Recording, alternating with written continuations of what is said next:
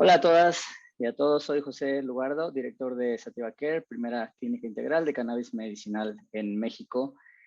Te doy la bienvenida a este webinar Cannabis, CBD e Insomnio, donde trataremos de aprender un poco acerca de la importancia de la salud mental en la actualidad, en el contexto saliendo ya de la pandemia de COVID-19. Veremos al insomnio también como una condición que afecta a personas con enfermedades crónicas y también exploraremos un poco de la investigación más reciente, sobre todo acerca del potencial de los cannabinoides en los trastornos del sueño. El insomnio nos afecta a todas, nos afecta a todos en algún punto de nuestras vidas, no solo actualmente con el tema de la pandemia. Recuerdo, le comentaba a la doctora, a nuestra invitada, me he considerado una persona nocturna a lo largo de la mayor parte de mi vida y en ocasiones he pasado algunas noches en las que parece difícil conciliar el sueño. Seguramente es algo con lo que tú también te podrás identificar. Hoy quizá aprenderemos un poco acerca de cómo dormir mejor, independientemente de tu personalidad o cronotipo, que es pues básicamente esta característica, ¿no? Que nos ayuda a saber si somos más activos en algún momento del día. Si estás aquí por primera vez, puedes hacernos llegar alguna pregunta que tengas en la parte inferior de tu pantalla, en la plataforma, y abriremos un espacio al final de la sesión para responderlas. Y si estás viendo esto en YouTube, te invito a suscribirte, a activar notificaciones para que no te pierdas ningún contenido que estaremos publicando. Hoy me acompaña la doctora Carmen Amezcua, experta nacional, también internacional, cuenta con más de 19 años de experiencia dentro del sector de la salud, ha formado parte de diferentes grupos de liderazgo en organizaciones médicas. Ella sale de la Facultad de Medicina de la UNAM, también hizo su posgrado en psiquiatría y su consulta actualmente se especializa en adolescentes, trastornos afectivos. Cuenta también dentro de su experiencia con una estancia en el Hospital de Veteranos en Madison, Wisconsin, en Estados Unidos, donde trabajó en proyectos de salud mental comunitaria. Y también actualmente, pues ya algunos de ustedes la conocerán, bastante experimentada en el tema de la endocannabinología, cannabis medicinal, psiquiatría integrativa y medicina psicodélica. Desde hace más de 5 años se ha enfocado su práctica al manejo de pacientes con fitocannabinoides principalmente. Bienvenida, doctora. Es un gusto, un honor compartir este espacio contigo. Parece que perdimos un momento aquí a la doctora. Mientras regresa, vamos a tratar de reconectar con la doctora Carmen, a quien trataba de presentar. Hoy es un tema muy importante y la importancia del sueño es crucial para el ser humano. Justamente es el primer punto con el que vamos a iniciar esta discusión con la doctora Carmen Amezcua. De nuevo les doy la bienvenida. Mientras se van integrando, se van acomodando, pueden hacernos llegar a lo largo de la sesión alguna pregunta, comentario que tengan en la parte inferior de su pantalla. Y pues como ustedes sabrán, es muy común tener problemas de sueño, sobre todo quizá por cambios que ocurren en nuestra vida, inclusive a veces de forma inadvertida. Cambiamos de empleo, nos separamos de nuestra pareja, no nos mantenemos activos físicamente tanto como quisiéramos, o sufrimos también en algunos casos de alguna enfermedad crónica que después nos genera algún tipo de trastorno del sueño. No sé si ya me alcanzas a escuchar, doctora, estaba dándote la bienvenida. Muchas gracias, te escucho muy bien, Pepe. Muchas gracias y bienvenidos a todos. Un gran tema esto del sueño. Creo que hablar desde esta perspectiva de lo que ocurre en la pandemia, el antes y después de este trastorno del sueño llamado insomnio, sí es una diferencia abismal, ¿no? Y desde la psiquiatría, pues hoy te diría que se convierte probablemente en uno de los síntomas que más vemos en el consultorio o de los motivos de consulta más frecuentes a partir de esta pandemia del COVID-19, ¿no? Y hay muchos elementos que suceden a partir de esta pandemia que tienen que ver pues con esta alteración en nuestro ciclo de sueño-vigilia, los miedos, el propio encierro, la enfermedad como tal, cómo afecta el COVID también al tema del sistema nervioso central, el sistema inmunológico. Y bueno, creo que elegiste un tema increíble, a mí me encanta y te agradezco muchísimo la invitación a este foro. No, vamos a entrar de lleno para aprovechar el tiempo, doctora. Yo quería iniciar esta discusión con una pregunta que a mí me inquieta demasiado porque, como les comentaba al inicio, me parece que quizá a veces no nos ponemos a pensar un poco sobre el efecto que puede tener. Entonces, quería, no sé si puedas ayudarnos a entender a nivel muy básico, que todos podamos entender. ¿Cuál es la importancia general del sueño para el ser humano, doctora? No, pues el sueño es una de las funciones vitales, Pepe, que tenemos los seres vivos. Requerimos del sueño para prácticamente armonizar todo nuestro sistema, desde el sistema hormonal, se secretan una serie de hormonas durante la fase del sueño. Generamos y armonizamos el sistema inmunológico, también de eso depende muchísimo. Hay un mecanismo celular que se llama apoptosis, que quiere decir también muerte celular programada, que también está totalmente vinculado al sueño. Y hoy día sabemos que cuando menos 2 tipos de cáncer están directamente vinculados con un sueño corto o con insomnio de larga duración, que es cáncer de colon, cáncer de mama. Y se debe a esto, ¿no? A que no hay una recuperación celular adecuada, que no existe la apoptosis adecuada y esto comienza a generar tumores, ¿no? En el tema del ánimo, el poder dormir mejor, pues nos asegura un mejor estado de ánimo, ¿no? Un estado de alerta tranquilo, no estos estados de hiperalerta donde la ansiedad aparece y estamos irritables y estamos respondentes a todo, ¿no? En el tema metabólico también es fundamental, cardiovascularmente también sabemos hoy que insulina, glucosa, colesterol están plenamente vinculados con el dormir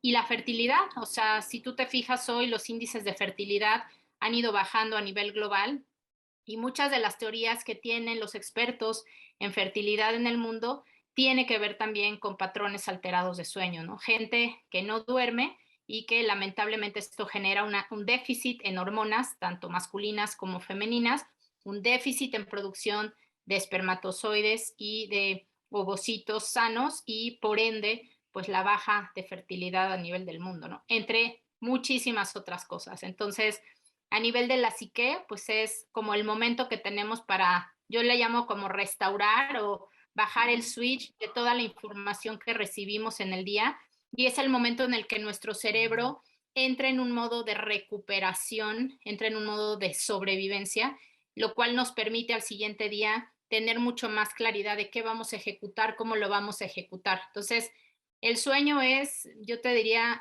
si no es que el principal, uno de los principales elementos vitales para los seres vivos. Sí, literalmente nos mantiene funcionando, nos mantiene con vida y como lo dice la doctora, nos ayuda a prevenir ciertos desequilibrios que podrían desencadenar eventualmente en algo tan serio como el cáncer. Pero es algo que, digo, o sea, se dice fácil, sé que se dice bastante en todos los foros de comentando con diferentes médicos y profesionales de la salud, doctora.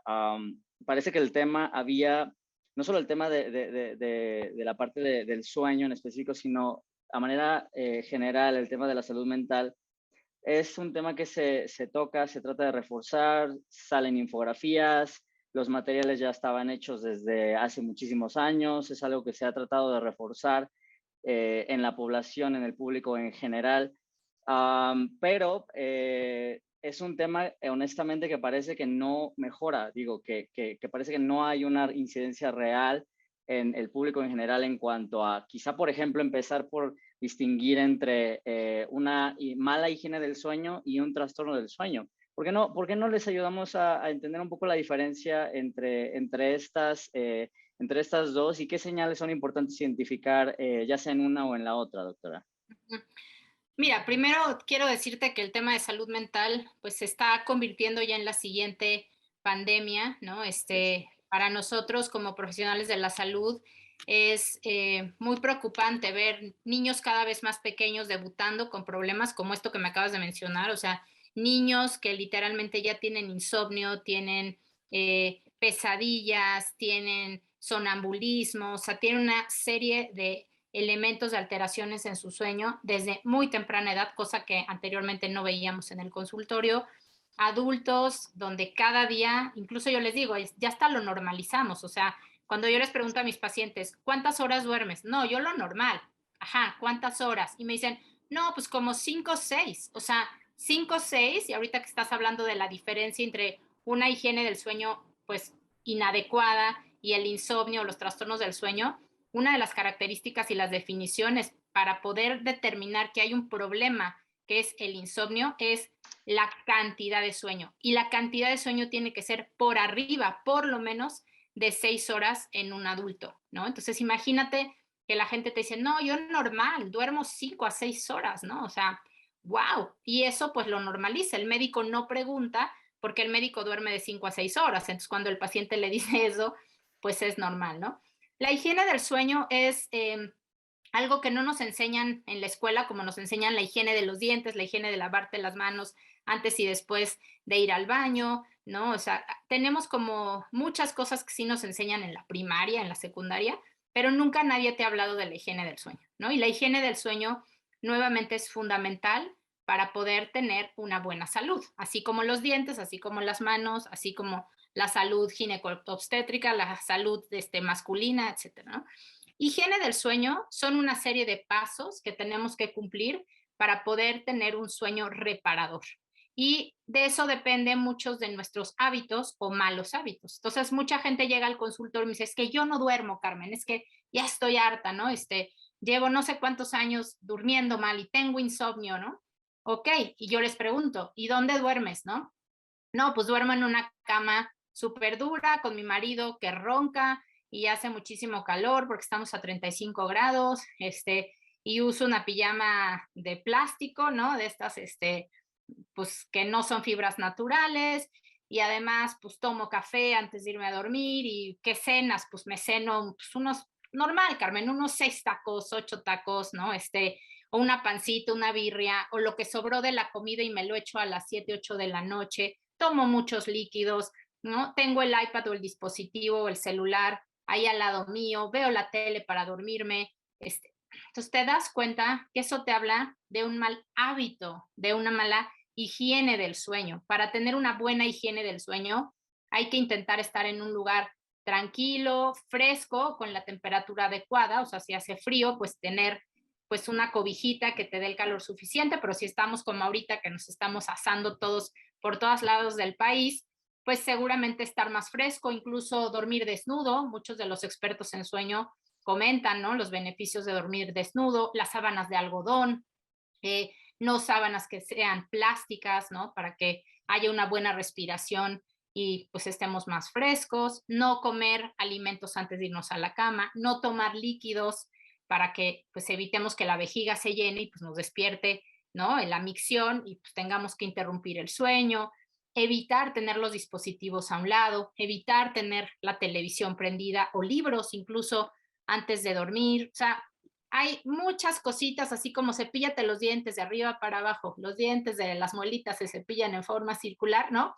Deberíamos tener una canción para la higiene del sueño que no conocemos y no tenemos, y eso les haría la diferencia a muchos pacientes que lo que tienen es un mal hábito de sueño, a diferencia de lo que me acabas de preguntar, que es un trastorno del sueño, ¿no? O sea, en psiquiatría hay 3 diferentes tipos de trastorno del sueño, dentro de los cuales, para no marearlos mucho, ¿no? De los principales se llaman parasomnias, y ahí encontramos el insomnio, que es una disminución en la cantidad de sueño, una interrupción en el sueño y por ende, pues un mal descanso, un mal dormir y al final, pues una mala calidad de vida.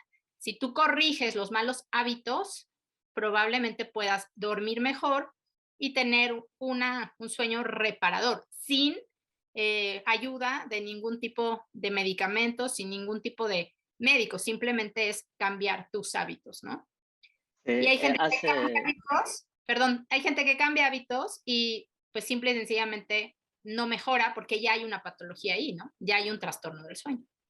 Exacto, gracias por esa distinción y ojalá puedan tomar nota de algunas de esas cosas. Y justamente quería como compartirles, un poco interrumpiendo, mi experiencia personal directamente con ese tema, que es algo que a mí me cuesta mucho trabajo hacer. Quienes se conecten y me conocen en persona lo sabrán. Hace 8 años se me colapsó un pulmón, me dio un neumotórax espontáneo, doctora, y a raíz de esa experiencia, quizá gracias a esa experiencia es que aprendí un poco, y gracias al trabajo de todos los médicos, de todo el personal de salud que me ayudó a atenderme en esos momentos donde por algunos momentos pensé que no la libraba, que no salía del hospital. Pero aprendí que para nosotros, o sea, para nosotros en la vida cotidiana, conforme vamos creciendo y pones muy enfrente hacia el público, y ojalá que estemos escuchando un poco sobre estas lecciones que nos das, que es muy difícil incluso distinguir, y por eso regreso demasiado al tema de las emociones, es muy difícil distinguir o tener, digamos, esta capacitación, porque justamente como dices, nunca recibimos algún tipo de enseñanza básica sobre yo me voy a atrever a decir también en términos de la higiene del sueño, pero también en cuanto a nuestras emociones, emociones que en muchas ocasiones, si no me vas a dejar mentir, están en muchas ocasiones ligadas a lo que potencialmente podría ser un diagnóstico en un trastorno del sueño, ¿no? Como por ejemplo la frustración, sentimientos de preocupación, sentimientos de ansiedad, falta de atención también, irritabilidad. Por ejemplo, si tenemos cambios bruscos en nuestro estado de ánimo, todas ellas potencialmente señales y combinadas obviamente con lo que mencionas en el tema del insomnio, combinadas con ello podrían, pues, nuestro cuerpo estarnos diciendo, hey, pon atención, ve a atenderte, ve a buscar ayuda, ¿no? Y en mi recuperación, encontré diferentes herramientas. Recuerdo más recientemente, hace poco, ahorita me acabo de acordar, doctora, un libro de la doctora Brené Brown, en el cual ella puntualiza la importancia, fíjense algo bien interesante que quiero compartir con ustedes, puntualiza la importancia del lenguaje y de cómo inclusive el poder a través de la comunicación y en el lenguaje y a través del diálogo interno con uno mismo puede ayudarnos a identificar, primero identificar, ponerle nombre a nuestras necesidades, a nuestras emociones, y que creo que ese puede ser un buen punto de partida que les recomiendo. Atlas of the Heart se llama el libro, Atlas del Corazón, se los recomiendo si les interesa este tema. El insomnio, ahora ya entrando de lleno al tema, doctora, afecta a millones de personas en todo el mundo. ¿Cuáles son las principales formas de atenderlo en consultorio, doctora? O sea, si una persona llega con insomnio contigo, ¿qué le mandas? Pues lo primero es hacer esto que acabas de mencionar, que es el diagnóstico diferencial. El insomnio es un síntoma. El insomnio es una señal de que algo no está funcionando. El insomnio puede ser la clave del diagnóstico de depresión, de Ujú. ansiedad, de diabetes, de hipertensión, de enfermedades crónico-degenerativas, de enfermedades inmunológicas. O sea, así como el dolor, como me duelen las articulaciones, están inflamadas, ¿no? Pues quizá eso sea un lupus, una artritis reumatoide. El insomnio es un síntoma pivote de muchos diagnósticos médicos, ¿no? Entonces, lo primero es identificar de dónde viene ese insomnio, ¿no? No siempre el insomnio, o yo te diría rara vez, viene solo. O sea, es como, tengo insomnio y ya. No, o sea, cuando el paciente tiene insomnio y algo más, que es justamente lo que nos está ocasionando el insomnio, ¿no? Tú pusiste un muy buen ejemplo, ¿no? Los trastornos de ansiedad, el reconocimiento de las ideas intrusivas, obsesivas, la frustración, el miedo, la angustia, la preocupación, pues cuando el cerebro está así, ¿cómo vas a poder apagar el switch? Como yo les decía, ¿no? Es imposible. Entonces, lo que tenemos que hacer primero y lo que hacemos cuando un paciente viene y nos dice, mi principal problema es que no estoy durmiendo, es averiguar por qué. Y hacer una anamnesis, que quiere decir una exploración tanto física como clínica y del expediente para identificar qué puede estar sucediendo con el paciente, Muchos médicos no solicitan laboratorios, yo sí, intento que en la primera consulta generalmente sí exista una revisión de sus perfiles de glucosa, colesterol, sin su, no sé, su insulina, absolutamente su tiroides, ¿no? Está funcionando todo bien, para partir de ahí entonces decidir, ok, este paciente yo identifico que tiene un hipotiroidismo, entonces hay que corregir el hipotiroidismo y generalmente, Pepe, con eso se corrige el insomnio. O sea, es muy curioso. En depresión, por ejemplo, que es de mis cajones no más frecuentes, ¿no? Si tú llegas y el paciente te dice, tengo insomnio, probablemente no te dice de entrada que se siente triste, que no se concentra, que no atiende, que está anedónico, abúlico, que si no tiene motivación, no tiene energía, ¿no? Tiene fatiga crónica. Y en ese momento su preocupación es que no duerme, ¿no? Cuando tú haces toda esta anamnesis y haces estas preguntas, dices, ah, depresión. Comienzas con un tratamiento para la depresión y el insomnio cesa, ¿no? Entonces, ¿cómo se aborda? Yo creo que lo principal es tener el diagnóstico adecuado. El 60% de los pacientes con insomnio lo que tienen es un mal hábito del sueño, que ahorita lo platicábamos tras bambalinas, ¿no? O sea, hoy estamos metidos en el celular, nos dormimos como si el celular, o sea, no nos fuera a pasar el chisme de que Shakira ya tronó con Piqué a las 2 de la mañana, ¿no? O que si Johnny Depp gana o no gana el juicio, o sea, estamos con el celular ahí y pues sabemos, ¿no? Que nos podemos quedar scrolleándole a las redes sociales horas y horas y eso nos está restando tiempo de sueño. Y a lo mejor ahí ni siquiera tienes el problema. Ahí, ¿qué fue primero, el huevo o la gallina? Pues es que empezaste a no dormir, ¿no? Empezaste a tener falta de sueño y al siguiente día te paras, pues no das una, estás irritable, estás cansado y empiezas a tener un cuadro de ansiedad o a tener un cuadro de depresión. Y ahí es completamente a la inversa, ¿no? Entonces, para nosotros los médicos, yo te diría, esa es la clave. ¿Qué es lo que está ocasionando el insomnio? Sí, justamente del otro lado, ¿no? Verlo desde la perspectiva quizá del lado del paciente o del no paciente, digamos, porque muchas veces, doctora, honestamente, pues todo esto que haces, digo, no está a la mano de la gente y por no otra razón que no voy al médico. O sea, el insomnio y cualquier persona que dice, bueno, o sea, no puedo dormir, tengo problemas para dormir, o tengo ansiedad, o inclusive ni siquiera tener la conciencia de ello, o como dices, el no poder identificarlo, no te lleva al médico.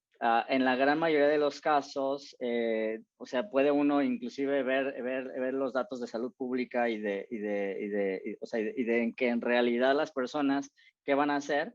Pues van a tratar de resolverlo por su propia cuenta, ¿no? Al principio.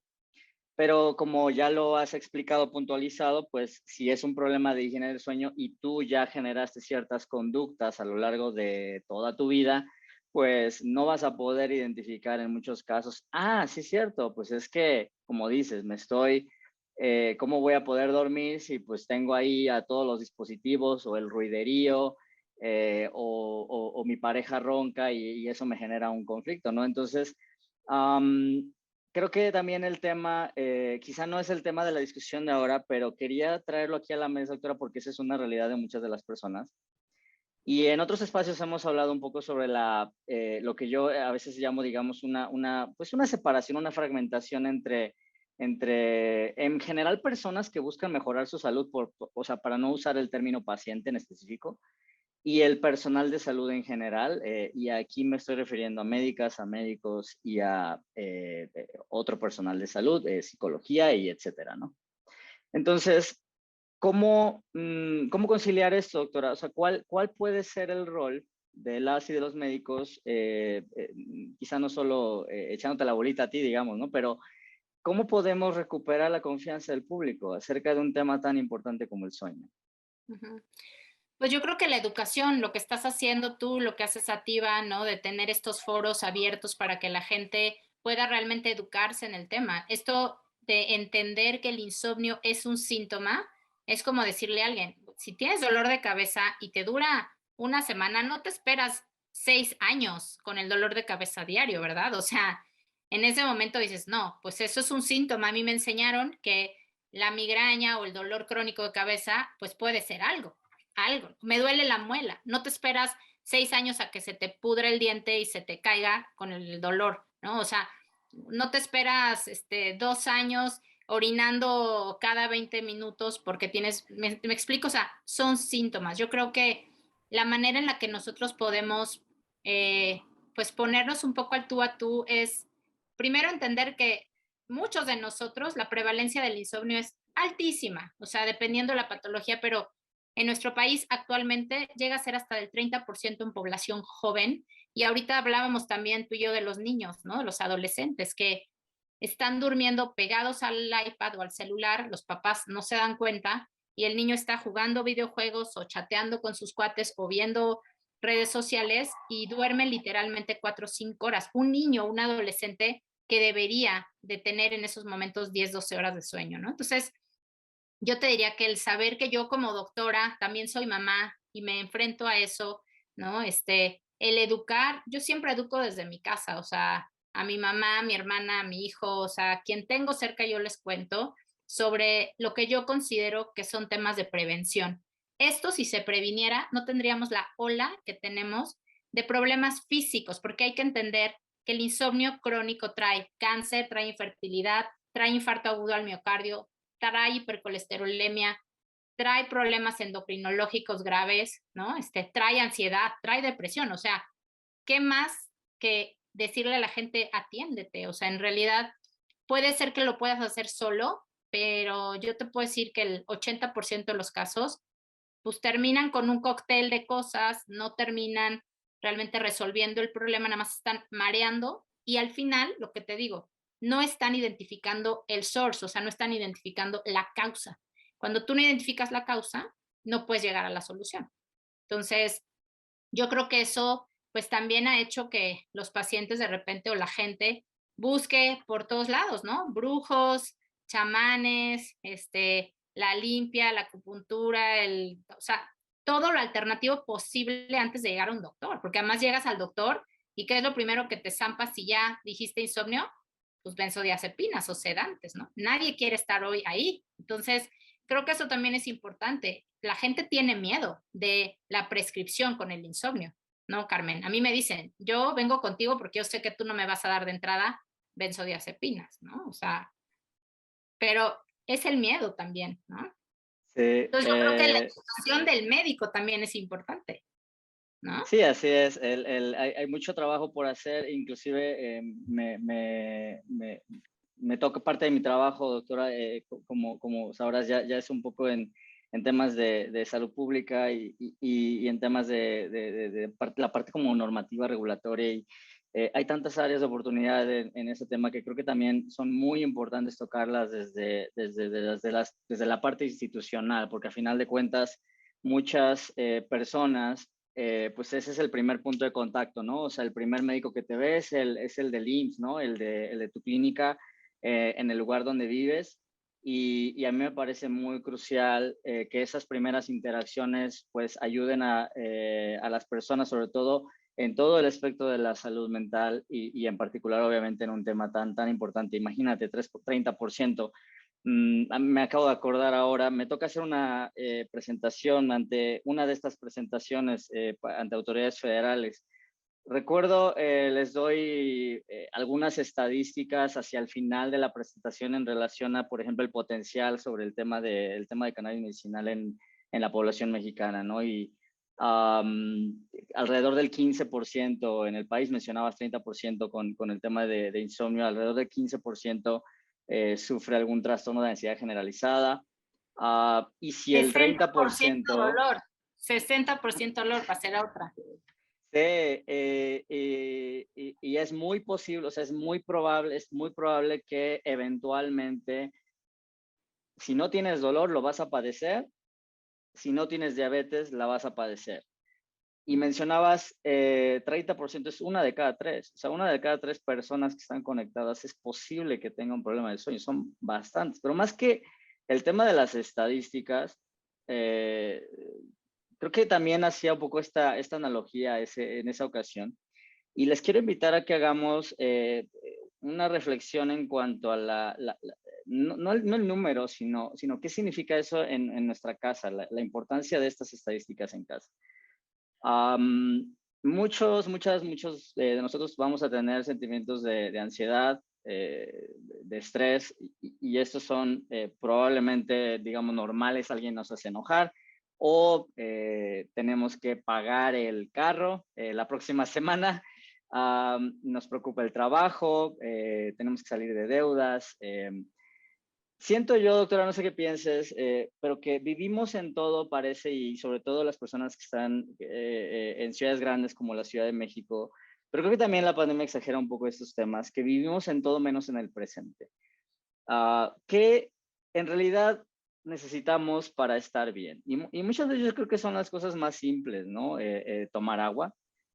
El doctor Mao, si lo conocen, muy famoso en Instagram, para ustedes que al rato vayan a estar pegados 2 horas en Instagram. El doctor Mao, búsquenlo. Él hace recomendaciones muy simples y habla mucho de estas cosas, ¿no? Comer bien, comer quizá un poquito más vegetales, o sea, cosas muy simples, hacer ejercicio, estirar las piernas, sonreír, tomar café. También él toma un poco de café, que digo, no le hace daño a nadie, en moderación, y dormir, obviamente dormir, ¿no? Entonces, ¿en qué momento podríamos quizá regresar a cosas más simples, doctora, en el sentido de que la salud, o sea, puede ser más simple de lo que a veces eh, mm, de lo que a veces tendemos a pensar que es, ¿no? Y ese temor al que te refieres de me voy a acercar al médico o no quiero acercarme al médico porque no vaya a ser que me vaya a mandar algo.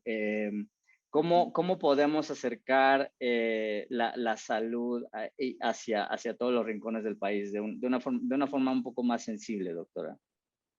Pues eso, yo creo que, te repito, para mí educar, entender que desde lo básico prevenimos, o sea, que el tema no es curar, el tema es prevenir, ¿no? Y esa palabra nos cuesta mucho trabajo, o sea, ¿cómo prevengo un tema de adicciones, por ejemplo, en los adolescentes, ¿no? ¿Cómo prevengo un tema de depresión en un adulto? ¿Cómo prevengo? Y el prevenir, pues también implica un sacrificio, implica estar, ¿no? Pues, el doctor Mau lo dice muy sencillo, pero párate a hacer squats y párate y come pura lenteja y coliflor y verde, pues la verdad es que no para todos. Entonces yo creo que también el acceso que muchas veces podemos tener, ¿no? Como personas a este tipo de vida saludable, nosotros mismos la consideramos como lejana, ¿no? Lo consideramos de gente fifí, de, ay, pues es que sí, el doctor Mau vive en Nueva York, yo pues, vivo aquí en tu humilde casa y pues no, o sea, no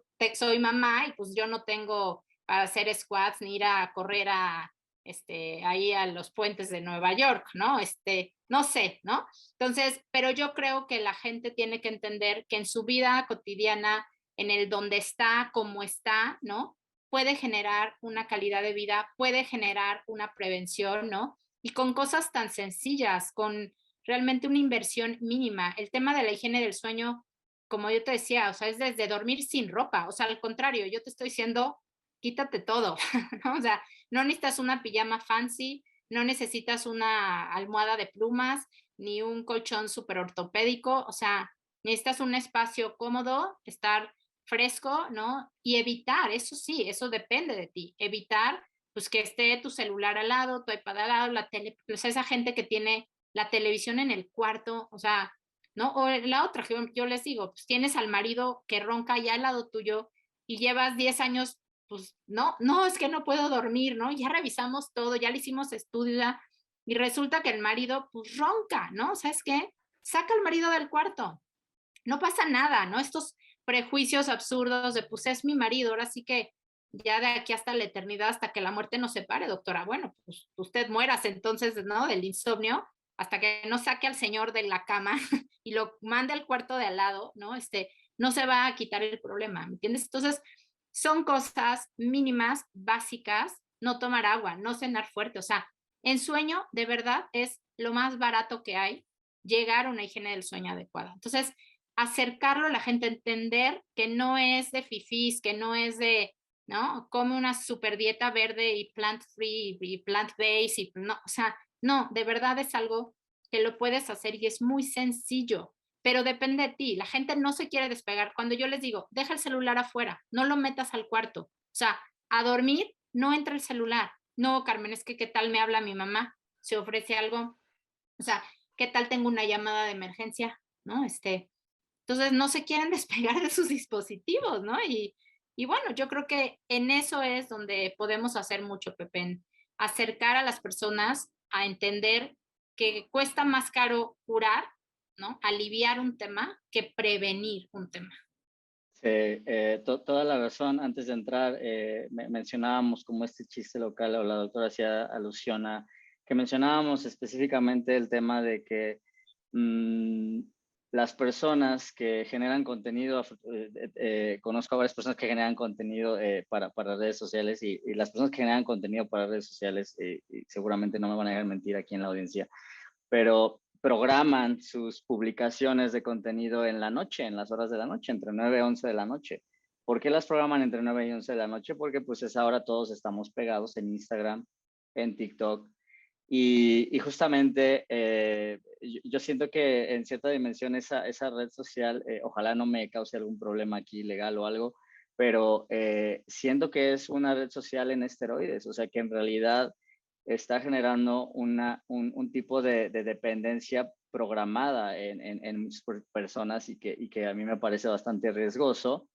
Sobre todo cuando hay grupos poblacionales bastante vulnerables ante este tipo de situaciones, ¿no? Sobre todo personas adolescentes que todavía, pues digo, están desarrollándose y como dice la doctora, pues es crucial que tengan ese sueño, ¿no? Y regresando un poco a un tema que mencionabas y para darle un poco ya el giro hacia el tema de la discusión de hoy, mmm, mencionabas un poco ese tema de que hay cosas que se pueden hacer que son muy simples, ¿no? Es bien interesante, doctora, porque el tema del CBD, en cierta medida, sí es un poco exclusivo. Existe un creciente interés en los mercados de venta libre, en los mercados OTC, por parte de empresas que se encuentran en el mercado regulado de cáñamo o cannabis. Se estima, aquí sí, estas sí se las traigo anotadita, que en menos de 5 años el 2%, sé que no suena mucho, pero ahorita quiero que lo pongan en contexto, 2% del mercado global de vitaminas, suplementos, incluya THC o CBD, y dentro de esta categoría estoy incluyendo productos para el sueño. Quiero ahora entonces hablar de este tema. Vamos a hablar un poco del CBD, doctora, porque sí me parece que pues no es accesible. O sea, el CBD, lo compres donde lo compres, no es económico. Es muy común que los productos se comercialicen también además como benéficos, ¿no? Para mejorar el sueño. Se mercadean, inclusive hay productos muy en específicos que se llaman PM, que están dirigidos específicamente para el sueño. Es algo ya más o menos conocido. Seguramente si han viajado a algún dispensario o si han visitado algún sitio, un marketplace, que son más y más comunes acá en México, seguramente saben a lo que me refiero. Doctora, para regresarte aquí ya la conversación, ¿tú consideras que eventualmente esta proyección a la que me refiero, de que en los próximos 5 años, que parte del mercado global de productos para el sueño sean o contengan cannabinoides, y consideras que en realidad pueden complementar o reemplazar algunos de los productos de venta libre, como quizá la melatonina? Yo sí lo veo bastante, pues ahí, yo creo que es Ujú, bastante probable que eso suceda. Hoy ujú, día la gente está consumiendo CBD, hablamos, ¿no? Tres puntos importantes de consumo son, número uno, el insomnio, número dos, ansiedad, número tres, dolor. Pues esas son el cómo entra uno al CBD como consumidor. ajá, Eh, lo siguiente es que hay cada vez más estudios clínicos que han demostrado dónde y cuándo y cómo hacer uso de cannabinoides para el tema del insomnio, ¿no? Y creo que esa data pues está ayudando a pues empujar un poco la parte científica y que la gente pues ya no le tenga miedo, quite toda esta parte pues de prejuicio que tenía sobre la planta y diga, ah, pues mira, esto lo avala tal estudio, ¿no? claro. Y con respecto al tema de la economía o de la farmacoeconomía, yo te diría que si bien hoy es caro el CBD, yo muchas veces les digo a los pacientes, ¿no? Tráeme tu ticket de lo que te gastaste para tratar de, pues, resolver tu problema de insomnio los últimos 2 meses, ¿no? Y yo te puedo enseñar lo que se gastan, desde gomitas de melatonina, cualquier cantidad de test, ¿no? Obviamente por encima de esto, pues benzodiazepinas, ¿no? Clonazepam, diazepam, lorazepam, alprazolam, todos los panes que yo les llamo, ¿no? Hipnóticos como el famoso Solpidem, ¿no? Pues son, además ya la gente dice, no, necesita receta, mangos, o sea, necesita receta tu abuelita, ¿no? Yo a veces digo, ¿y dónde conseguiste, no? No, en el mercado, Carmen, ahí venden en el mercado, ¿cómo en el mercado, no? Y resulta que les venden la caja, ¿no? En 400, 500 pesos, o sea, no son productos baratos, ¿no? Se llegan a gastar ticket promedio para poder resolver el tema del insomnio entre 2,000, 2,500 pesos solo para el tema del insomnio. Te estoy hablando mensual, ¿no? Entonces, cuando tú comparas eso contra un CBD que hoy en nuestro país es muy caro, ¿no? Y efectivamente no toda la gente tiene acceso, pues también dices, pues sí es caro, pero pues yo hago mi comparativo con el ticket de el clonazepam, la melatonina, el tecito del osito que duerme, el sleepy time, la valeriana, la ¿no? Y resulta que el paciente se gasta más, ¿no? Pagando esos productos y hace lo que sea, ¿no? Y tiene efectos secundarios y molestias versus el tema del CBD, ¿no? Entonces, yo creo, porque lo he visto y además hemos hecho algo que se llama titulación cruzada, que es cambiar esos medicamentos que son benzodiazepinas, hipnóticos. Ahora está súper de moda antipsicóticos como la quetiapina, que yo le digo a mis colegas, bueno, la quetiapina es un antipsicótico, como, ¿por qué lo das como hipnótico? O sea, y es ya el mazapán de todos los que tienen insomnio, ¿no? ¿Por qué sucede eso? Pues no sabemos, pero el chiste es que el paciente llega y lo que intentamos es hacer una titulación hacia la baja de esos medicamentos y vamos subiendo la dosis de CBD primero y cuando el paciente no responde, agregamos THC u otros cannabinoides, CBG, CBN, por ejemplo, que es maravilloso para dormir, ¿no? Y eso te permite, pues, poder destetar al paciente de estos medicamentos. Entonces, respondiéndote puntualmente, yo sí veo un mercado en donde el cannabis medicinal tenga pues un lugar primordial, o sea, Ah, en lo que va a ser el tratamiento de este síntoma que es el insomnio del cual estamos hablando hoy, ¿no? Sin duda, sin duda. sí, sí, sí, sí. Viene con sus retos, ¿no? Con sus matices, naturalmente. Hay múltiples situaciones que se tienen que resolver desde la parte de la clasificación de sustancias, la fiscalización, que han sido temas que hemos tocado en otras ocasiones. La parte de cómo cada país ha interpretado la integración de mercados regulados de forma diferente. Latinoamérica, solo en Latinoamérica encuentras una diversidad en cuanto a cómo se está configurando y eso cambia, ¿no? El hecho de que, por ejemplo, actualmente el tema de viajar con productos que contengan cannabinoides, pues evidentemente no se puede hacer. O sea, hay muchas situaciones que todavía falta resolver, ¿no? Pero sí el futuro parece que es promisorio tanto para el CBD como venta libre, como para en el contexto clínico, ¿no? Y metiéndonos quizá nada más como para ayudarle a las personas a entender un poco quizá los alcances, las limitaciones, doctora. El uso médico puede beneficiar a personas que tienen alguna enfermedad crónica de difícil tratamiento, digamos, en general, ¿no? Es posible, y ahorita vamos a usar unos minutos como para quizá entender un poquito acerca de la evidencia en términos de mejorar la calidad y cantidad del sueño también en algunas de estas personas, de algunos de estos pacientes, doctora, con cannabinoides. Sí, o sea, claro que te repetía, ¿no? Los estudios clínicos han ido increciendo, increciendo, increciendo. El cannabinoide típico con el cual se inician los estudios de insomnio en particular, curiosamente es THC, no es CBD.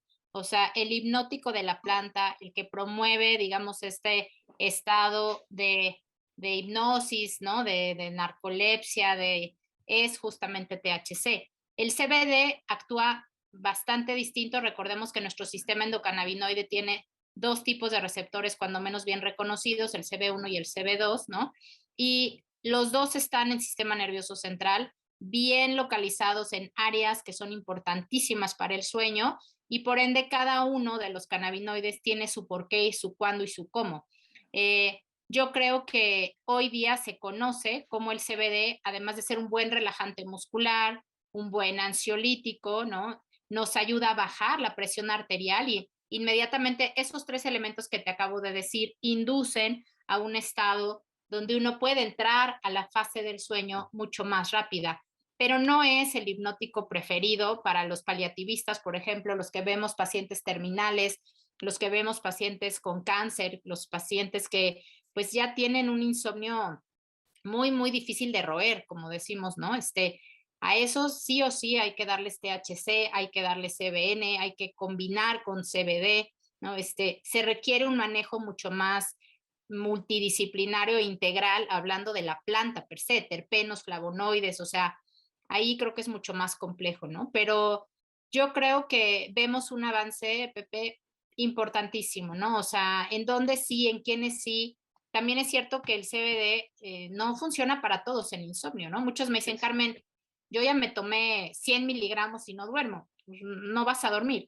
O sea, no, realmente hay gente que pues no es para, no reacciona adecuadamente al cannabidiol, ¿no? No reacciona adecuadamente incluso al THC, o sea, y esas personas pues las tienes que identificar y las tienes que tratar diferente. Entonces, las moléculas no son para todos, no son para todo tipo de insomnio. Yo siempre les digo, si tú tienes un insomnio que es, digamos, de poco tiempo de evolución, que tiene que ver con algo médico, como lo hemos mencionado ya, pues eres un paciente candidato a CBD. ¿Cuánto de CBD? Pues también el arte del CBD es llegar a la dosis, que ese es el problema de los medicamentos o suplementos que son de libre venta, ¿no? Porque pues, si yo veo unas gomitas de CBD y yo me tomo, te voy a poner un ejemplo, 10 miligramos de CBD y no me hace nada, yo no lo vuelvo a consumir. Resulta que tú vas a dormir con 50 miligramos de CBD, no con 15.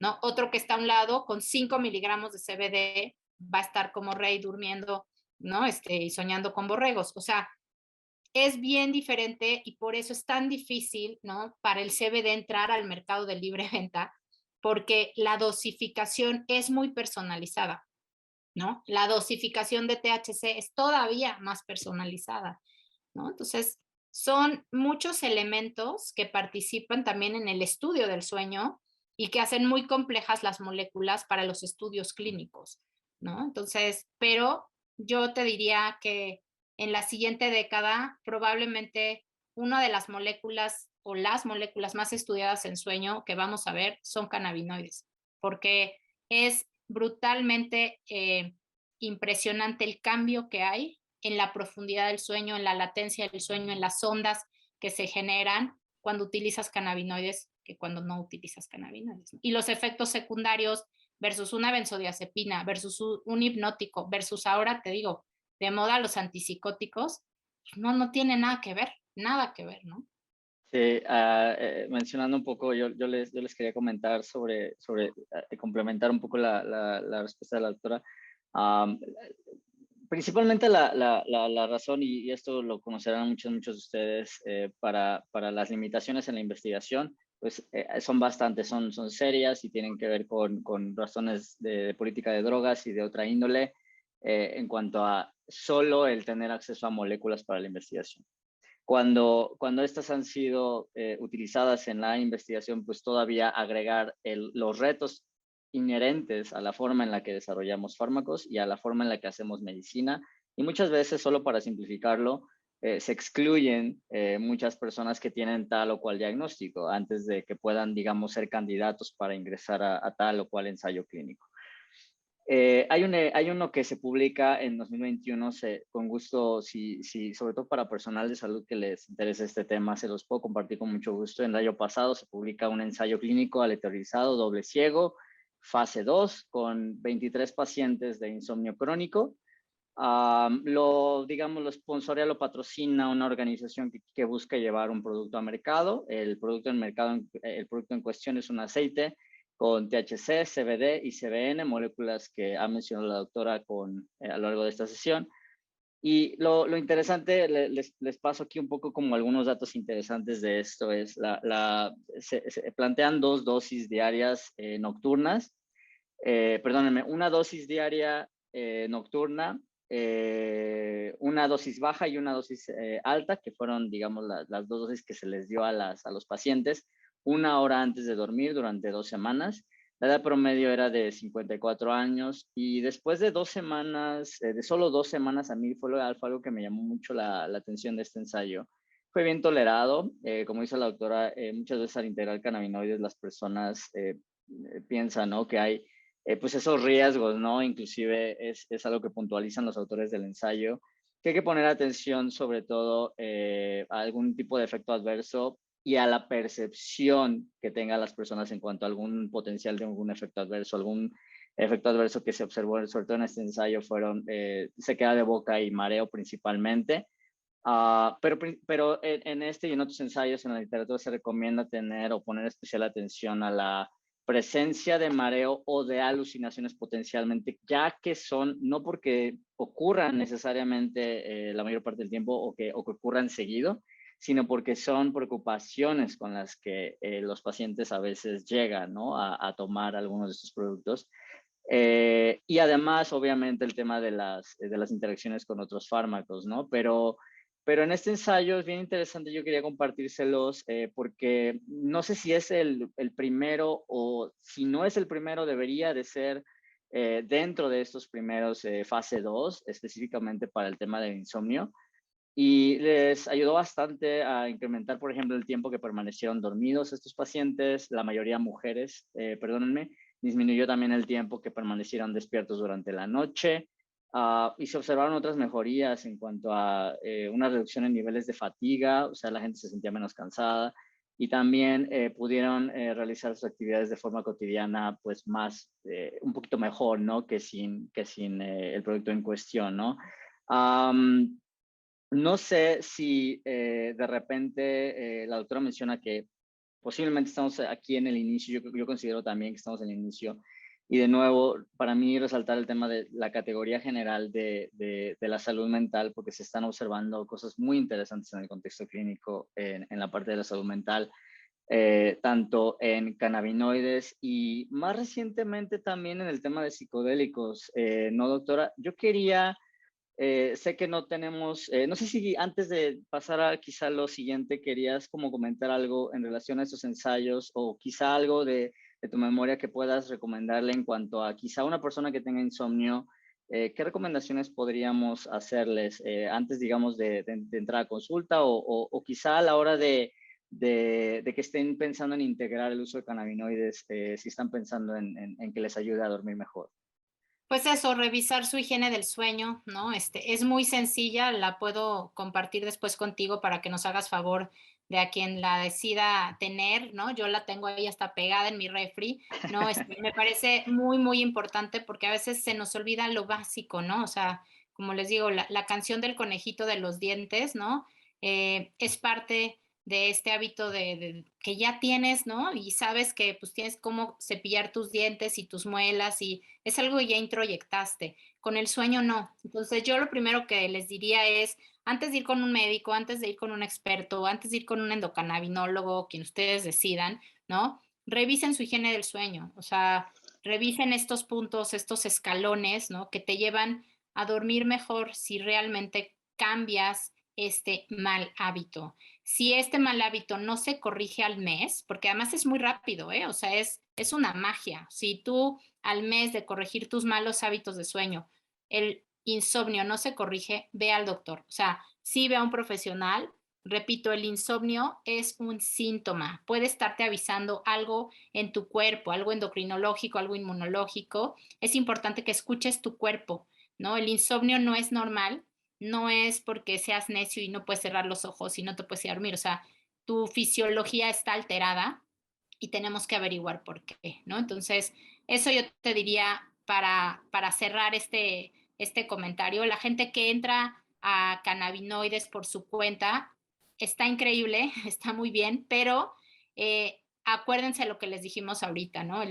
El uso de cannabinoides es personalizado. La genética que tenemos en México de respuesta al cannabis es muy diversa. Hay algunos que no toleramos el CBD, hay otros que toleramos increíble el THC y no viene el CBD. O sea, hay muchas maneras de responder y creo que eso, pues es mejor siempre llevarlo con alguien que sepa, ¿no? Entonces, sería únicamente mi consejo. Antes de entrar a esta último comentario que hiciste sobre los psicodélicos y la salud mental, que es otro de mis temas preferidos hoy día, y yo como psiquiatra estoy muy metida actualmente en eso, entonces, pues, por supuesto que hay mucha tela de dónde cortar, Pepe. Sí, sí, yo solo quería cerrar o complementar también tu comentario. Creo que seguramente quedan muchas dudas. El tema de la endocannabinología y el tema del manejo de pacientes en todos los diferentes diagnósticos en donde hay hay suficiente evidencia. Yo siento, no sé qué pienses, pero que es bien difícil de mencionarlo antes de que uno inicia. Yo recuerdo mucho, quizá no tengo tantos años como tú, doctora, aprendiendo de este tema. Yo hace alrededor de 10, 11 años que vengo empezando como a estudiar esto ya más formalmente y recuerdo mucho sobre la falta de evidencia y la falta como de esas pistas, ¿no? Que te pudieran orientar de forma adecuada o que inclusive, olvidémonos ya del personal de salud, o sea, para un paciente que muchas veces han sido quienes han impulsado los esfuerzos de regulación del tema. Y ha sido muy emocionante el aprendizaje que nos ha dejado solo en esta última ventana de tiempo, en estos últimos 5 años, donde yo lo he comentado muy recientemente. Solo hace 5 años no se conocían bien las interacciones. Solo hace 5 años no se podía tener identificado, digamos, algo en relación a la forma de algo que pudiera considerarse un protocolo de atención en el tema en específico, y desde entonces para acá ha sido bastante emocionante. Entonces, sí quería yo al menos aconsejarles que cuando antes no había suficiente información sobre el tema y no había suficiente personal capacitado en el tema, afortunadamente más y más médicos, profesionales de la salud en diferentes partes, no solo en México, en Latinoamérica y en todo el mundo, están volteando a ver esto de una forma mucho más seria, y eso yo creo que le puede dar mucha certidumbre a muchas familias que antes, desde mi apreciación, pues sentían que tenían que hacerlo todo por su propia cuenta. Y solo como cerrar con eso, pero no sé si en 2 minutos pudieras quizá darnos tu perspectiva futuro, doctora, en lo que se refiere al tema de psicodélicos acá en México. ¿Hay algún potencial en el tema de los trastornos del sueño con el tema de psicodélicos? ¿Hacia dónde lo ves? Solo quizá para cerrar y despedirnos. Pues mira, yo siempre digo que el enteógeno que más amo es la cannabis, pero fuera de ese mundo que conocemos, pues hay muchos otros psicodélicos, DMT, mescalina, psilocibina, ¿no? Entre los más conocidos, que han demostrado pues tener pues realmente una eficacia en lo que es salud mental, depresión resistente, trastornos de ansiedad, trastorno de estrés postraumático, trastornos del sueño crónico, como lo que hablamos hoy, ¿no?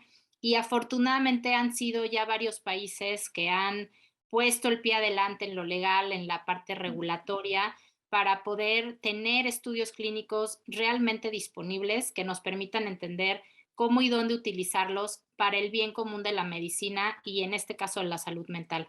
Yo veo pues una lucecita de esperanza, entendiendo que es una cascada de eventos que ha ido llevando a varios países que son punta de lanza en el manejo de enteógenos, como Israel, Alemania, Estados Unidos, Canadá, ¿no? A tener ya enteógenos pues legales para poder tratar. Y creo que ahí quiero hacer como la distinción muy clara, porque no es lo mismo hacerte un viaje de hongos con un chamán que hacer medicina psicodélica. Y esto es un gran debate. Yo te diría que ahí es donde va a torcer la puerca el rabo, porque el debate vuelve a caer en manos de los médicos y no le está Claro. gustando a la gente y no le está gustando a los chamanes y no le está gustando digamos, en general, pero pues lamentablemente tiende y va a tener que caer del lado de la ciencia el manejo médico, regulatorio y legal de estas sustancias, ¿no? México estamos, y yo estoy trabajando con algunos senadores para hacer puntos de acuerdo, principalmente en pacientes que están en fase terminal, para uso de psilocibina en particular, para poder perder el miedo a la muerte, para poder despedirse de una forma hermosa, ¿no? Irse en paz, ¿no? Y creo que es muy válido poder perseguir que se legalice y que se le permita a la gente poder morir en paz en este caso, ¿no? Entonces, yo creo que con ese tipo de acercamientos que son desde la parte médica, pues el gobierno va a comenzar a voltear a ver a la psicodelia como algo diferente a lo que pasaba en los 60s, que Claro. pasaba en el movimiento hippie, ¿no? Y en cuanto más profesionales seamos con ese tema, pues más se nos va a tomar en cuenta, ¿no? Hay protocolos, hay dosis, hay esquemas de tratamiento y afortunadamente se está generando ya una red de expertos en los que afortunadamente estoy participando y yo veo mucha fuerza, o sea, yo siento que esto va a tener realmente un futuro y un lugar en la salud mental de todos. Muchas gracias por esta conclusión, doctora. Y si tienen alguna pregunta extra, sé que no pudimos atender algunas de las dudas que tenían, tratamos de atender algunas durante la sesión. Si estás viendo esta sesión todavía en YouTube, puedes dejarnos tus preguntas en los comentarios y podríamos ahí atenderlas. Soy José Lugardo, director de Sativa Care, y muchas gracias a todas y a todos. Hasta pronto. Gracias, doctora.